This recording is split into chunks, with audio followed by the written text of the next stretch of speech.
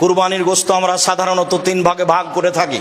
বিশেষভাবে চাঁপাইনবাবগঞ্জ, রাজশাহী এবং ইন্ডিয়ার আরও কিছু কিছু জেলায় 3 ভাগে ভাগ করা হয়। 1-2 ভাগ নিয়ে আসা হয়, 1 ভাগ বিকালে মাথা পিছু ভাগ করে নেওয়া হয় গ্রামবাসী মিলে। আসলে এই পদ্ধতি হারাম না হলেও তা পছন্দনীয় নয়। আবার কোনো কোনো এলাকায় মানুষ হারে কিছু দিয়ে দেওয়া হয় আর সব নিয়ে চলে আসা হয়, এটাও ঠিক নয়।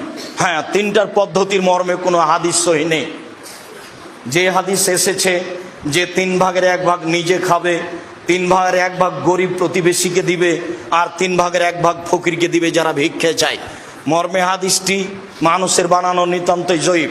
কাজে এই হাদিসকে দলিল সামনে রেখে কুরবানির গোশত 3 ভাগে ভাগ করতে হবে এ কথা নয়।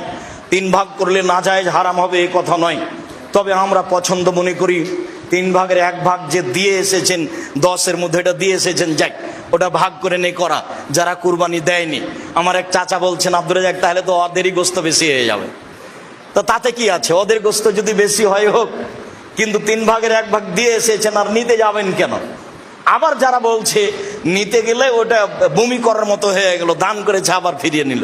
কুরবানির গোশত অত ছোট জিনিস নয়, খুব দামি গোশত, খুব সম্মানী।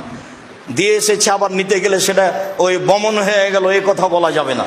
কুরবানির গোশতের উপর এরকম কোনো মন্তব্য করা ঠিক নয়। কুরবানি যেমন খুব দামি পশু, কুরবানির গোশত তেমন দামি জিনিস। একে ফকির মিসকিনকে দিতে শিখতে হবে।